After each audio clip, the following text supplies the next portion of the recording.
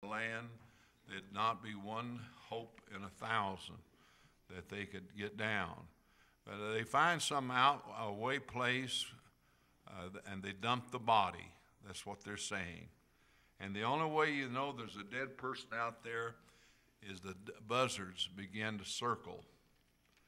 And if one be found slain in the land which the Lord thy God giveth thee to possess it, laying in a field, and it be not known who had slain him, he was murdered, left out there, then thy elders and thy judges shall come forth. Now notice, elders is plural, and judges is plural. They shall measure unto the cities which are round about him that is slain. They'd come out and they'd measure, is he closer to Espanola than Milwaukee?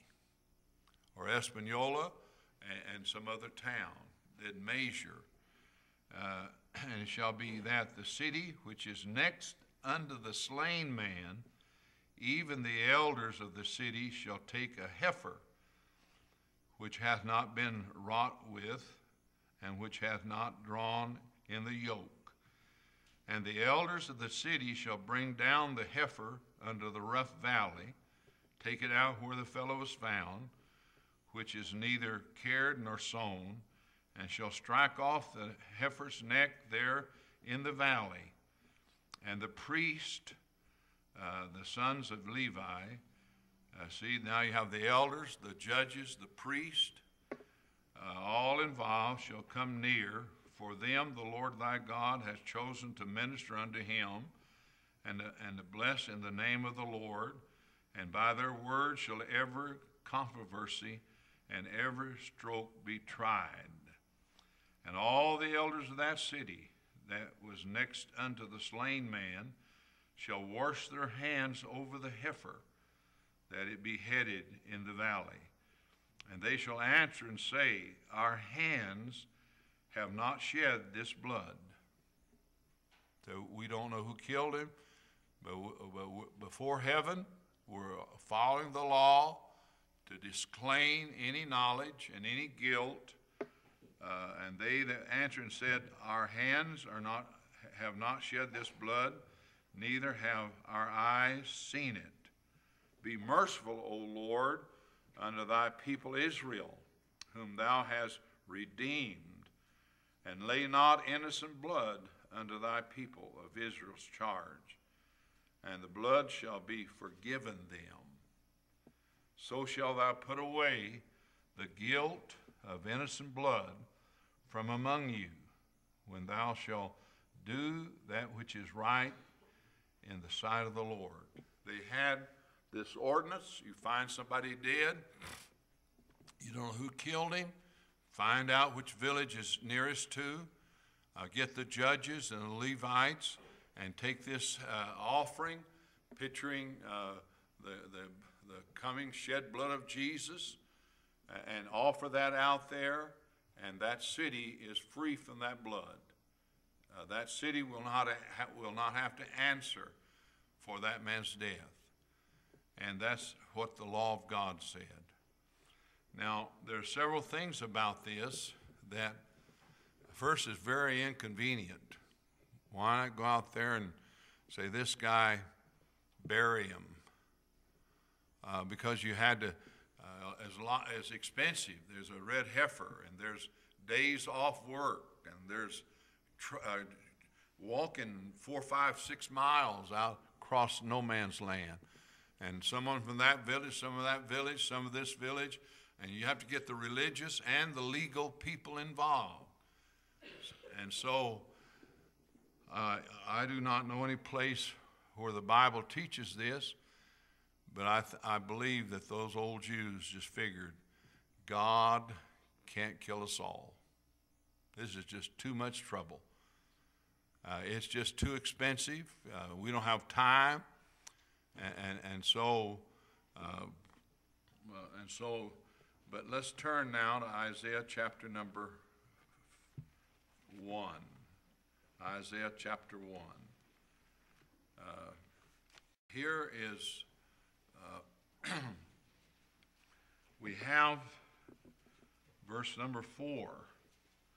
Verse 1 says, "An ox knows his master, but Israel don't." Verse 4 says, "It's a sinful nation, people laden with iniquity, a seed of evildoers, children that are corrupted. They are forsaken the law. They have provoked the Holy One of Israel."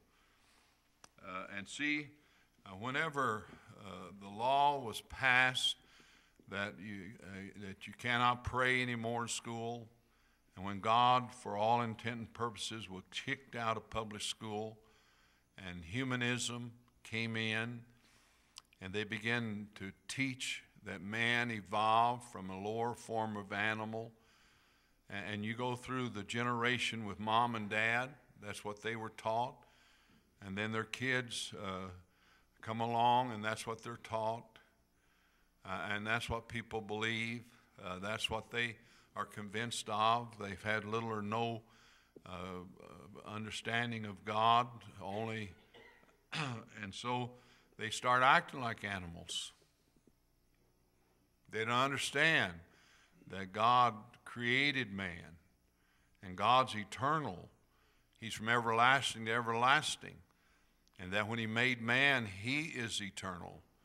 And so we can see in our own society how the last 50 years has been a total decline in morality. So verse 5, "Why should you be stricken anymore? Why should I chastise you anymore? It's not doing any good." He said, "You will revolt more and more. The whole head is sick. The whole heart is faint. From the sole of your feet even to the head of, there is no soundness in it, but wounds and bruises and purifying sores. They have not been closed, neither bound up, neither mollified with ointment. And your country's desolate." Then we find in verse 9, there's "Except the Lord of hosts had left us a raiment, a very small raiment, would be like Sodom and Gomorrah." Then go on. In verse 11, they're praying, they're having religion services. "What purpose your multitude, your sacrifice unto me, saith the Lord? I am full of burnt offerings of ram, and the fat of fed beast, and I delight not in the blood of bullocks, or in lambs, or of he goats." They were following the legal requirement of the religion. They were going through the services. And he says in verse 12, "When you come to appear before me, who hath required this at your hand, to tread my courts? Bring no more vain oblations." Don't bring any more offerings. Look what he's saying. "Is abomination unto me. The new moons, the Sabbath, the calling of assembly, I cannot away with. It's iniquity, even the solemn meetings," which would be like the Passover or the Lord's Supper in our day. "Your new moons and your appointed feasts, my soul hateth. They are trouble unto me. I'm weary to bear them. And when you spread forth your hands in praying, I will hide my eyes from you. Yea, when you make many prayers, I will not hear."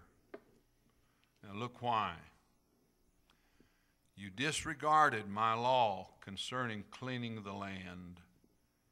You said no to me. You rebelled against me. You followed human reasoning. You followed man's law instead of God's law." And look at the next verse. This is a key to it. "Your hands are full of blood." You're guilty. The land is. The people are. God quit hearing their prayers. God quit answering their prayers. God says, don't do all those things. They're a burden to me. They irritate me. Stop it. Who requires it? Because you have shed innocent blood. Your hands are full of blood. Now look in verse 10. The cry for mercy out to God. "Hear the word of the Lord, ye rulers of Sodom. Give ear." No, I'm way off. Verse number